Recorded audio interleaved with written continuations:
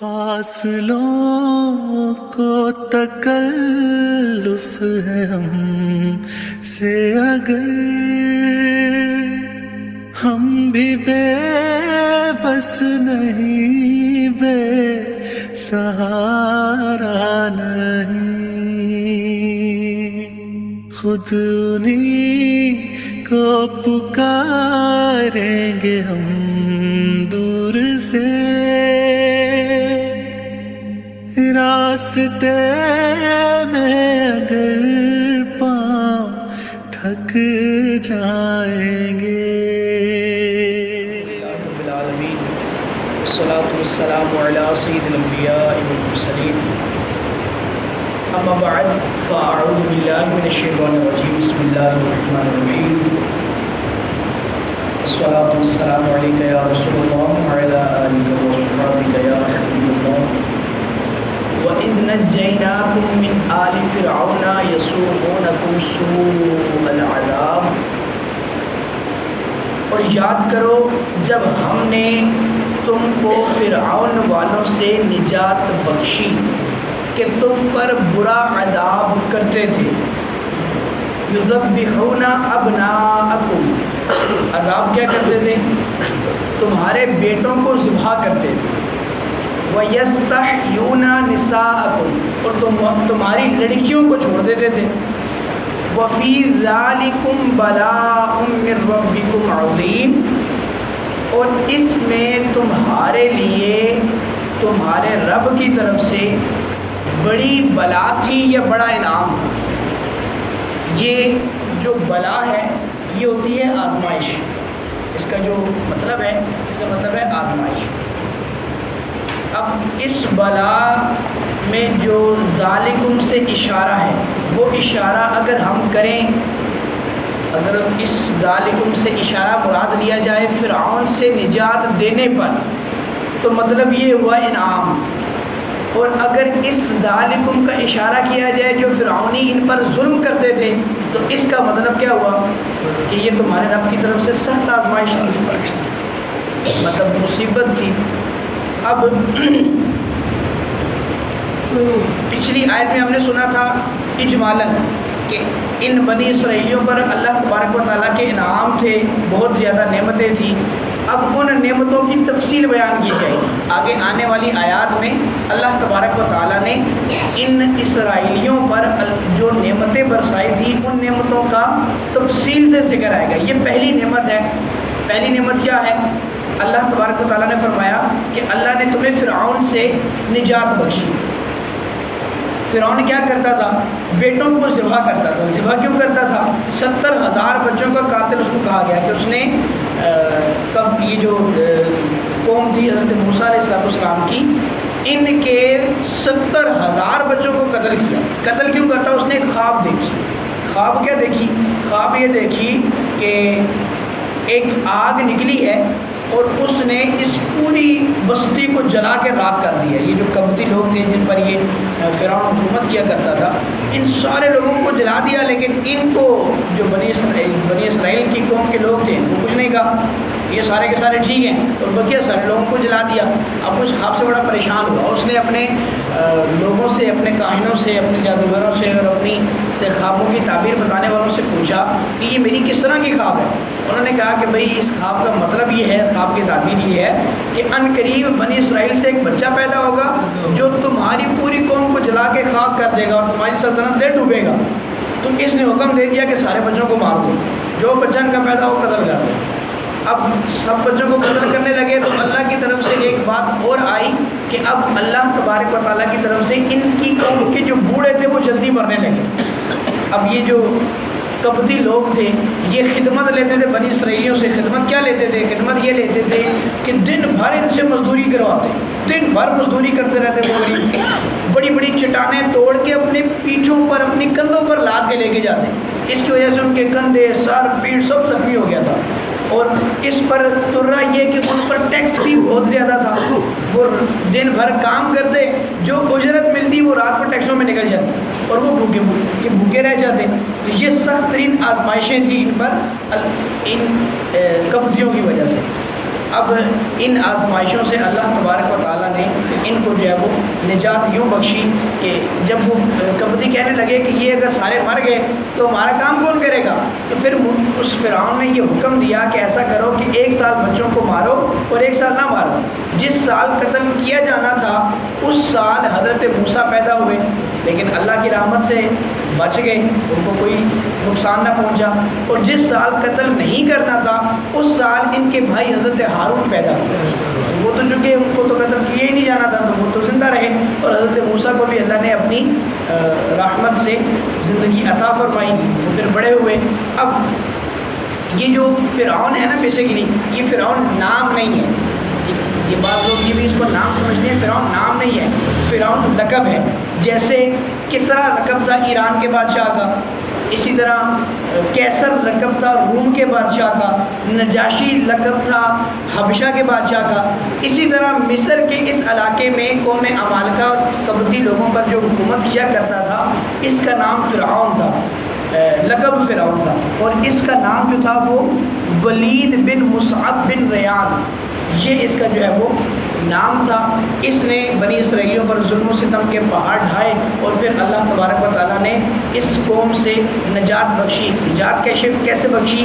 نجات ایسے عطا فرمائی کہ ایک رات کو اللہ کے حکم سے حضرت موسیٰ جو ہے، یہ پورا لمبا واقعہ آگے 8ویں پارے میں آئے گا، تو پھر اس کو انشاءاللہ وہاں تفصیل سے بیان کریں گے، آج میں نے صرف مختصر رکھا۔ حضرت موسیٰ جو ہے وہ اللہ کے حکم سے بنی اسرائیل کے تمام لوگوں کو لے کر رات کے وقت میں اس کا شہر چھوڑ کر ہجرت کرنے کے لیے نکل گئے۔ جب صبح کو فرعون کو پتہ چلا تو فرعون ایک بھاری لشکر کے ساتھ ان کے پیچھے حملہ آور ہوا، ان کو پکڑنے کے لیے ان کے پیچھے بھاگا، تو ایک دریا کے کنارے جا کر ان کو پا لیا۔ حضرت موسیٰ کی قوم نے ان سے کہا کہ حضرت اب تو ہم پکڑے گئے، اب تو ہمیں یہ مار دے گا، تو حضرت موسیٰ کو اللہ نے حکم ارشاد فرمایا کہ آپ پانی پر اپنا عصا مارو۔ آپ نے پانی پر عصا مارا تو وہاں پر راستہ نمودار ہوا۔ ایک راستے میں چونکہ وہ سارے گزر نہیں سکتے تھے، اور ایک وجہ یہ بھی بعض تفسیر میں لکھی ہے کہ وہ گزرنا چاہتے نہیں تھے، کیونکہ ان کے 12 قبیلے تھے اور یہ شروع سے جھگڑالو تو تھے ہی تھے۔ انہوں نے کیا کیا کہ انہوں نے کہا کہ ہم تو ایک راستے سے نہیں گزرتے، ہمارے ہر قبیلے کے لیے علیحدہ راستہ ہونا چاہیے۔ تو پھر اللہ کے حکم سے وہ ایک راستہ کے بجائے 12 راستے بن گئے، ان کے ہر قبیلے کے لیے الگ راستہ۔ اب ان کی طرف سے ایک نئی فرمائش آ گئی کہ بھائی ایسے تو ہم گزریں گے تو ہمیں ڈر لگے گا، تو آپ ان دیواروں کے اندر وہ جو پانی کھڑا ہوا نا، وہ کھڑا ہونے کے لیے راستہ بنا، نیچے سے خشکی نکلی، تو اب وہ جو دیواریں پانی کی وہ جو دیواریں بنی، انہوں نے کہا اس میں سے تو ہمیں ڈر لگے گا، ہمیں کیا پتا کہ دوسرا ڈوب رہا ہے یا جا رہا ہے، تو آپ ان کے اندر سوراخ کریں، روشن دان بنائیں۔ تو اب وہ اللہ کے حکم سے ان دیواروں کے اندر روشن دان بن گئے، تو اب وہ ایک دوسرے کو دیکھتے باتیں کرتے اس راستے میں سے گزر گئے۔ اللہ نے اتنی نعمتیں اتنی برکتیں عطا فرمائیں، لیکن یہ قوم پھر بھی نہ سدھری، آج تک یہ ویسی کی ویسی ہے، آج تک ان کی حرکتیں نہیں بدلی، آج تک یہ بدبخت ہی لوگ ہیں۔ تو انہوں نے پھر ان راستوں سے گزرا اور گزر کے اس دریا کو پار کیا۔ فرعون نے جب دیکھا کہ یہ گزر گئے تو فرعون نے بھی اپنا لشکر بیچ میں ڈالا۔ جب وہ عین دریا کے بیچ میں پہنچا، ادھر سے وہ قوم جو ہے وہ دریا پار کر گئی، تو اللہ نے اس پانی کو دوبارہ اپنی اصلی حالت پر کر دیا، وہ سارے کے سارے اس میں غرق ہو گئے۔ اس غرق ہونے کے ساتھ اللہ تبارک و تعالیٰ نے ان لوگوں کو نجات بخشی۔ انہوں نے پھر کیا کیا، اس دن کو ایک عظیم نعمت کے طور پہ منایا۔ ایک روزہ رکھنا، عاشورہ کا دن تھا چونکہ 10 محرم کا دن تھا، 10 محرم کو یہودیوں نے روزہ رکھنا شروع کیا۔ حضرت موسیٰ نے چونکہ ان کو حکم ارشاد فرمایا کہ آپ روزہ رکھیں اس دن کی نجات کے شکر میں، تو انہوں نے روزہ رکھنا شروع کیا۔ حضور شان عالم علیہ السلام جب اپنے وقت میں مدینہ تشریف لائے تو دیکھا کہ یہودی 10 محرم کو روزہ رکھتے ہیں، تو آپ نے پوچھا کہ ایسا کیوں کرتے ہو؟ انہوں نے کہا اس دن کو حضرت موسیٰ کی بدولت ہمیں اللہ نے فرعون سے نجات بخشی، اس لیے ہم اس دن کو روزہ رکھتے ہیں۔ تو حضور جان عالم علیہ السلام نے ارشاد فرمایا کہ موسیٰ کی پیروی کرنے کا میں تم سے زیادہ حقدار ہوں۔ تو پھر آپ نے اپنی قوم کو بھی ارشاد فرمایا، اپنی امت کو ارشاد فرمایا کہ آپ 10ویں محرم کا روزہ رکھیں، لیکن چونکہ ہم ان سے زیادہ ان کی قربت والے ہیں، کیونکہ یہ تو ان کی پیروی کرتے نہیں ہیں، ہم تو ڈائریکٹ ان کی پیروی کرتے ہیں، تو آپ ایسا کریں کہ ان کی مخالفت کریں، ایک کے بجائے 2 رکھیں۔ یہ ایک رکھتے ہیں، آپ 2 رکھیں، یا 9ویں اور 10ویں یا 10ویں اور 11ویں، ایک روزہ جو ہے وہ یوں ساتھ ملا لیا جائے، اس سے برکتیں زیادہ ہوگی۔ پھر صحابہ کرام علیہ رضوان میں یہ ایک معمول تھا کہ وہ 9ویں 10ویں یا 10ویں 11ویں کو روزہ رکھا کرتے تھے۔ ہمیں بھی چاہیے کہ اس دن جس دن انبیاء کرام کو کوئی نعمت عطا کی گئی ہو اس دن کو شکر کے طور پر بجا لانا، یا ہماری کوئی بھی نعمت ہمیں ملے، ہمارا بیٹا جس دن پیدا ہو اس دن ہم شکر کے طور پر روزہ رکھ سکتے ہیں، بیٹی پیدا ہو اس دن شکر کے طور پر روزہ رکھ سکتے ہیں، اللہ ہمیں مدینے لے جائے تو جس دن ہمارا پہلا مدینے کا سفر ہو اس دن کو ہر سال یاد کے طور پر ہم ہر سال روزہ رکھ سکتے ہیں۔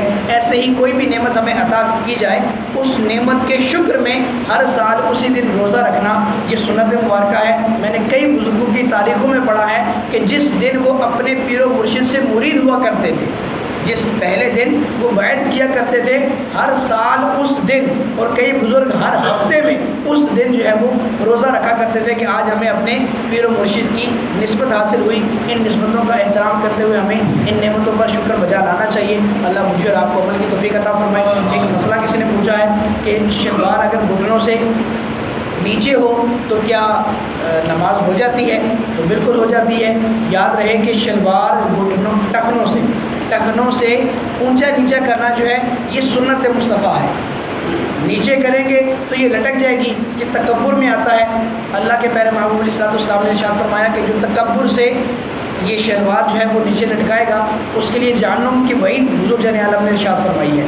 تو اس لیے ٹخنوں سے اونچا شلوار رکھنا یہ سنت ہے، تو اونچی رکھنی چاہیے۔ یہ صرف نماز کا حکم نہیں ہے، بعض لوگ اس کو نماز کے ساتھ مخصوص سمجھتے ہیں، یہ نماز کا حکم نہیں ہے، بلکہ علاوہ نماز بھی ایسے ہی دن بھر رہنا یہ سنت مصطفیٰ ہے۔ ہاں اگر کسی کی شلوار بہت زیادہ لمبی بن گئی ہے، اب اوپر ہو نہیں سکتی، یا کوئی اور وجہ ہے، مثال کسی کا پیٹ بہت زیادہ آگے بڑھا ہوا ہے اور وہ آگے آ ہی نہیں سکتی، اوپر اس کو کریں گے پھر وہ ڈھلک کے نیچے چلی جائے گی، جیسے سیدنا صدیق اکبر کے کچھ وقت میں جو ہے وہ تہبند جو ہے وہ بعض اوقات نیچے لٹک جایا کرتی تھی۔ تو حضرت صدیق نے جب یہ روایت سنی تو انہوں نے کہا یا رسول اللہ میری تو تہبند نیچے لٹک جاتی ہے، اوپر آتی نہیں ہے۔ تو حضور نے فرمایا کہ صدیق تمہارے دل میں تکبر نہیں آ سکتا، تمہارے دل کی ہم گواہی دیتے ہیں کہ تمہارے دل میں تکبر نہیں آ سکتا۔ تو اسی لیے تکبر کی وجہ سے جو نیچے لٹکائے گا اس پر تو وعید ہوگی، لیکن کسی اور وجہ صحیح سے اگر اس کے لیے شلوار نیچے لٹک گئی تو اس میں کوئی حرج نہیں ہے۔ یہ نہیں کہا جائے گا کہ نماز میں اب آپ اس کو اونچا کریں نماز میں بعض اوقات لوگ یوں شلوار کو اوپر کی طرف اڑس لیتے ہیں، ایسا کرنا جو ہے یہ نماز میں مکروہ تحریمی ہے کہ حضور نے فرمایا کہ نماز میں کپڑوں کو سمیٹو مت، تو یہ کپڑوں کو سمیٹنا ہوتا ہے، یہ کپڑوں کو سمیٹنا ہوتا ہے۔ نماز میں ہم ہیں جناب اور یہ ہماری کف اوپر چڑھے ہوئے ہیں، ہم نے کوئی بدماشی تھوڑی نہ کرنی ہے مسجد میں آ کے، اللہ کے سامنے جھکنا ہے تو عاجزی کے ساتھ، کپڑے سارے کے سارے نیچے ہوں گے، بالکل بٹن بند ہوں گے، یہ بھی بٹن کھولے ہوتے ہیں جناب، کیوں نہیں؟ گرمی آنی کی دل گھبرانا ہے، بھائی گرمی آتی ہے بھجن نماز میں بٹن بند کریں۔ کسی بڑے کے سامنے جب جاتے ہیں تو ہم تمیز سے جاتے ہیں، ادب سے جاتے ہیں، تو یہ ادب کا طریقہ یہ ہے کہ کپڑے بالکل صحیح ہونے چاہیے، صاف ہونے چاہیے، اور نیچے لٹکے ہوئے ہونے ہو، اوپر بھروسہ نہ ہو، کہیں سے کپڑا کھڑا ہوا نہ ہو۔ یہ جناب کسی کی اوپر چڑھی ہوئی ہے، کسی کی ایک شلوار بہت اوپر چڑھی ہوتی ہے، ایک پنجہ نیچے گھسا ہوا ہوتا ہے، جراب میں بعض اوقات پھنس جاتا ہے۔ ان چیزوں کا خیال رکھیں، جب ہم نماز میں آئیں تو اپنی ہر ایک چیز کو دیکھ کے درست کر لیں، اور پھر جب نماز میں آئیں تو بعض اوقات میں نے یہ بھی دیکھا ہے کہ وضو خانے سے لوگ بھاگتے ہوئے صف میں گھستے ہیں، ایسا بھی نہیں کرنا چاہیے۔ مسجد کے اندر تیز آواز سے چلنا، کپڑا زور سے مارنا، زور سے کوئی چیز رکھنا، یہ سب منع ہے، بے ادبی ہے۔ اللہ مجھے اور آپ کو نماز اور مسجد کا